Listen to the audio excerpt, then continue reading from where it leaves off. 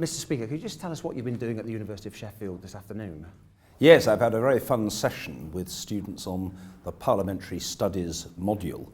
Sheffield, of course, thanks to you, Matt, was an early participant in the new module, which is approved by Parliament.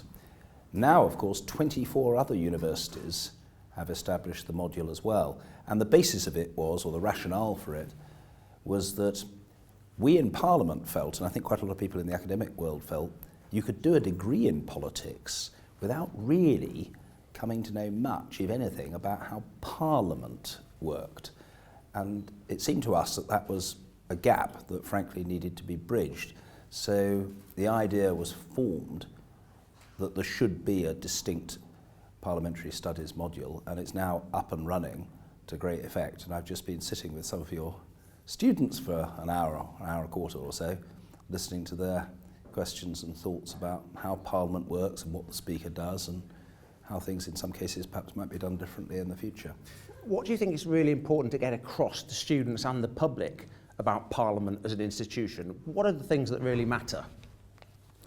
The most important point is that Parliament is not synonymous with government. Parliament has government ministers in it, because we don't have a separation of powers as in the United States, but the vast majority of MPs are not government ministers, and the responsibility of members of Parliament is to question, probe, scrutinise, challenge and hold to account the government of the day. And if there's one point that I think is perhaps not that widely appreciated about Parliament that I would like to be, it's that. It's a very interesting time in politics at the moment. You couldn't make it up if you tried. What is the most interesting change to Parliament that's happened in recent years since you've been Speaker? Well, I'm not sure whether what I'm about to mention is of huge interest to members of the public, and it is the public we're there to serve, but of benefit to Parliament and ultimately of use to the public is having a greater topicality and urgency in what we talk about in Parliament. I've tried very substantially to increase the number of urgent questions that we have in Parliament, and that's a decision of the Speaker. People apply to the Speaker for permission to put an urgent question to a minister when, for whatever reason, the minister hasn't volunteered to come to Parliament to talk about the subject in question. So that's been a big change. 320 plus times over the last 7 years I've said this is an urgent matter. The minister must come and answer questions on it. I think probably that has been the single most significant thing from my point of view and in my tenure. I suppose if you're thinking more widely in terms of matters that the public would think about, I would say Brexit is huge. The decision to leave the European Union is a massive decision, for better or for worse, and it will, I think, dominate a lot of discussion in Parliament for at least the next 2 years, if not the next 5. And if there were a final thing I would mention, which I mention in a non-value laden way, it's that the Labour Party has now a new leader, 13 months in post and recently re-elected, who has massive support in the constituency parties, but much less support amongst his parliamentary colleagues. Now, I'm not saying that in a pejorative way, but that is a big difference. I've never known such a situation before in my time in Parliament, and it has certainly made for a change in the culture and the atmosphere and the parliamentary expectation, if I can put it that way. Final question. One of the great things about the Parliamentary Studies module that you so closely supported and guided into fruition is that lots of our students now want a career in Parliament. They want to work in politics.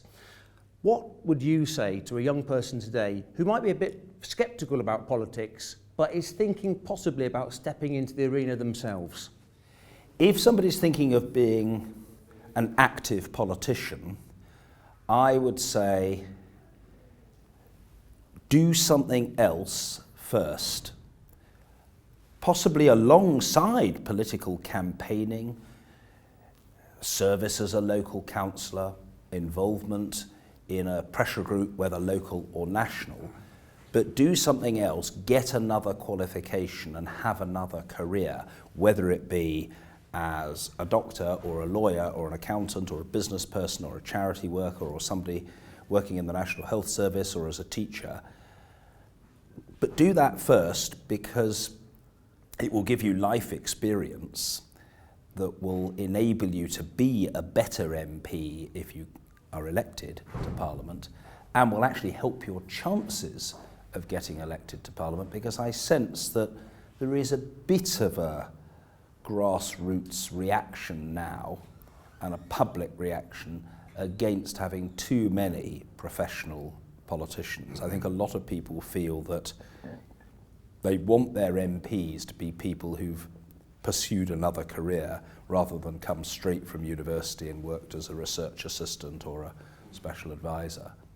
And so I certainly wouldn't try to discourage anybody from getting involved in politics. I would actively encourage people to get involved, but people don't have to get involved with a view to ensuring that membership of Parliament is their first real job. I think that's a mistake. A, it probably won't work. They probably won't get elected if they haven't got wider experience. And if they do, they are in some danger, perhaps, of being elected too early. It falls to me to thank you for all the hundreds and hundreds of students that we now have studying Parliament that wouldn't have been there without the initiative that you in many ways incorporated. Thank you very much for coming to the University of Sheffield today and for your support for the Crick Centre and the university more broadly. Matt, thank you very much indeed. It's always fun to come to Sheffield, and from my point of view, it's always fun to renew my acquaintance with you.